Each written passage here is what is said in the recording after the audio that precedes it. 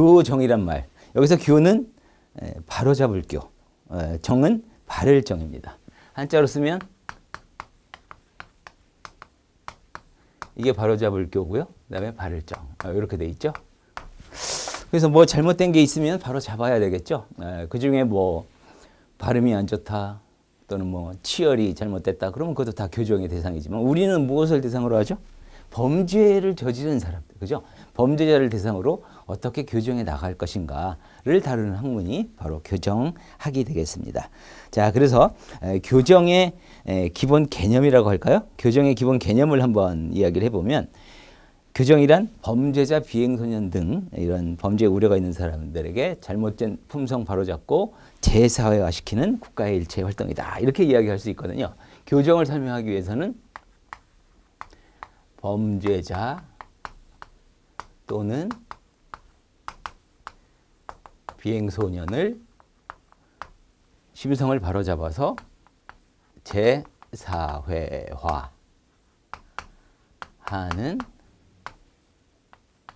국가의 일체의 활동, 이렇게 간단하게 이야기할 수가 있습니다. 그러면 이제 이 문장을 풀어서 이해를 하게 되면 이제 교정의 개념을 아는 게 되는 거죠. 자, 여기서 범죄자란 말이 나왔습니다. 그럼 범죄자가 뭡니까? 범죄를 저지름이 국가기관에 의해서 확정된 자죠. 그죠? 자, 그럼 그것과 관련해서 조금 더 이제 설명을 드릴게요. 범죄자를 이야기하기 위해서는 범죄가 무엇인지를 먼저 알아야 되는데, 범죄는 우리 학문적으로는 두 가지로 나눠서 설명을 합니다. 형식적 의미의 범죄와 실질적 의미의 범죄. 이렇게 두 가지로 구분해서 설명을 하는데, 먼저 형식적이다라는 말은 뭐냐면 법이라는 형식을 의미하는 거예요. 법의 범죄는 무엇이고 어떤 범죄를 저지르면 어떤 형벌을 부과하겠다. 바로 범죄와 형벌을 규정한 법. 이게 바로 우리가 잘 알고 있는 형법입니다. 형법. 형법도 넓은 의미, 좁은 의미가 있는데 우리가 좁은 의미, 형법전이라고 하는 법전이 있죠. 형법전. 뭐 사람을 살해한 자는 사형에 처하고 무기 또는 5년 이상의 징역에 처한다. 뭐 이런 규정이 담겨져 있는 거. 이게 바로 형법이고 좁은 의미의 형법이고 넓은 의미에는 이렇게 범죄와 형벌을 규정한 내용이라면 형법이란 이름이 아니어도 다 넓게 형법의 일종으로 넓은 의미의 형법으로 봅니다. 그래서 형법전뿐만 아니라 예를 들어서 국가보안법이다. 적국에 대한 찬양 공호를 한 사람은 얼마의 형에 처한다. 이런 규정이 있기 때문에 국가보안법도 형법의 일종이고요. 뭐 예를 들면 행정법규에도 있습니다. 술집에 또는 뭐 특정한 성인들만을 대상으로 하는 곳에는 미성년자를 고용해서는 안 된다. 이런 행정법규가 있다면 그 미성년자를 고용한 업주에게는 얼마의 뭐 징역 또는 벌금에 처한다. 이런 규정이 있다면 바로 그것도 넓은 의미의 형법에 해당이 되죠.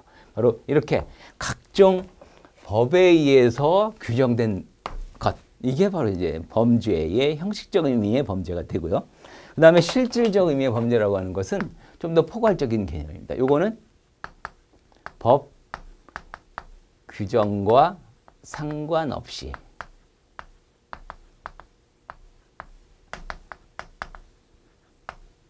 사회적으로 유해한 행위, 이렇게 설명합니다. 학자들은 사회적 유해 행위다. 그러니까 법에 규정이 되어 있는 경우도 있고 규정되어 있지 않은 경우도 있고 전부 포괄하는 개념이라는 뜻이에요. 그래서 예를 들면 쓰레기 무단 투기라든지 또는 뭐 버스를 기다리는데 앞서가려고 새치기를 한다든지 이런 상황이 벌어졌을 때 그것 가지고 범죄가 되고 형벌에 처하지는 않습니다. 하지만 사회적으로 남을 해롭게 하는 행위 중에 일종이죠. 그래서 이런 것들을 포괄적으로 넓게 봐서 실질적 의미의 범죄라고 합니다. 말하자면 실질적 의미의 범죄가 큰 개념이고요. 밑에 좁은 의미의 형식적 의미의 범죄가 들어있는 거죠. 그러니까 여러 가지 각종 사회적으로 유해한 행위 중에서 사람을 살해했다, 폭행했다, 상해했다, 절도했다 이런 행위들은 가만히 내버려둬서는 안 되겠다. 반드시 범죄로 규정해서 형벌에 처해야 되겠다라고 해서 따로 이렇게 법으로 규정을 한 겁니다. 아시겠죠? 그래서 실질적 의미의 범죄는 형식적 의미의 범죄를 모두 포괄하는 넓은 개념이다. 이런 차이를 먼저 알아두시고요. 자, 그 다음에 세부적으로 여기 형식적 의미의 범죄가 법에 규정된 내용이라고 했는데 그렇다면 어떤 경우에 범죄가 성립하는지 범죄의 성립 요건을 좀 알아두셔야 되겠죠. 형식적 의미의 범죄와 관련된 지금 설명이 됩니다. 범죄가 성립하기 위해서는 여러 가지 요건을 갖춰야 돼요. 일반적으로 3단계 체계론이라고 해서 세 가지 대표적인 요건을 모두 갖춘 경우에 한해서만 범죄가 된다라고 합니다.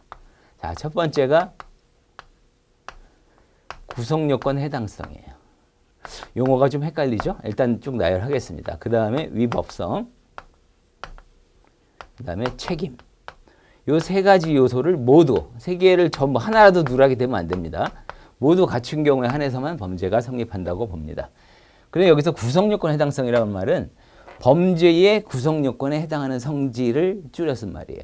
범죄의 구성요건. 구성요건이라고 하는 건 어디 있죠? 바로 법에 규정이 되어 있죠.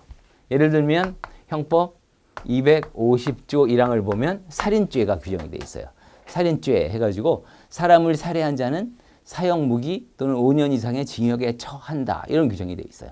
그래서 사람을 살해한 자, 이게 바로 범죄를 구성하는 요건이 형법 250조 1항에 규정되어 있고 그 요건에 해당이 된다면 1단계가 그죠? 여기가 1단계, 여기가 2단계, 여기가 3단계라고 한다면 1단계가 성립이 되는 게 되는 거죠. 그 사람에 대해서 사형 등의 형벌이 부과될 수 있다. 이런 내용이 되겠고 그래서 사람을 죽였다. 어떤 이유에건 그러면 구성요건에 해당합니다. 그런데 위법성은 뭐죠? 사회 질서에 반하여 위법한 성질이에요. 그렇다면 사람을 죽였거나 폭행을 했거나 상해했거나 이런 행위를 한 사람들은 위법한 행위를 했다고 봐야죠. 그래서 구성요건에 해당하면 원칙적으로 위법합니다. 그래서 이걸 위법의 추정력이라고 해요. 구성요건에 해당이 되면 원칙적으로 위법하다 이런 뜻이에요. 추정이란 말이 뭐죠? 추정? 대체로 그렇다란 뜻이죠. 아닐 수도 있는 경우 가끔 있죠. 아닐 수도 있는 경우를 바로 우리 형법에는 위법성 조각사유라고 해서 조각이라는 표현이 조금 어색할 거예요. 여러분들은 위법성이 없어지는, 위법성이 소멸하는 사유 이렇게 이해하시면 쉬울 겁니다. 그래서 구성요건에 해당하면 원칙적으로 위법하지만 이러이러한 사유가 있을 때는 위법하다고 보기 어렵다. 위법하지 않다라고 평가가 되는 내용이 몇 가지가 있어요. 그래서 위법성 조각사유에 해당이 되는 거는 뭐 대표적으로 정당 방위, 그죠? 잘 아시죠? 또는 뭐 긴급피난이라든지 정당 행위라든지 또는 뭐 피해자의 승낙 등등등 여러 가지 사유가 우리 형법에 20조 이하에 규정이 되어 있습니다. 그중에 대표적인 정당 방위를 한번 생각을 해보면 갑이라는 사람이 을이라는 사람을 살해했어요. 사람을 죽였습니다. 그렇다면 구성요건에 해당은 하죠. 형법 250조 1항에 해당이 되긴 하는데 죽인 이유를 따져보니까 을이라는 사람이 갑을 죽이겠다고 칼 들고 덤비고 있는 상황이었어요. 근데 그 사람을 방어하기 위해서 밀쳤는데 땅바닥에 머리가 부딪혀서 뇌진탕으로 사망하게 됐다. 그렇다면 이것조차도 위법하다고 보기에는 어렵죠. 사회 사람들의 관념에 건전한 상식에 비춰봐서 이거는 허용돼야 되지 않느냐. 사람을 죽이려고 덤비는데 그걸 방어하기 위한 수단이었는데 사람이 죽었다면 그래서 이런 경우에는 위법이 탈락합니다. 바로 대표적인 위법성 조각사유. 그래서 위법성 조각사유에 해당이 되면 위법하지 않은 게 되는 거예요. 아시겠죠? 그래서 위법성 조각사유가 없는 경우에 한해서만 위법하다 이렇게 평가를 합니다. 그래서 구성요건에도 해당하고 위법하다. 그러면 이 범죄가 성립하나요? 아니죠. 마지막으로 책임이 있는지 없는지를 판단해야 됩니다. 책임이라고 하는 것은 스스로 사리 분별하고 의사결정할 능력을 의미하는 거예요. 자기의 행위가 무엇인지 내가 칼을 들고 사람을 찌르면 사람이 이렇게 죽을 수도 있다라는 이런 인식이 있는 상태에서 그런 걸 판단할 능력이 있는 상태에서 행위를 했을 때 책임이 있다. 그래서 이 범죄가 성립이 될 수가 있습니다.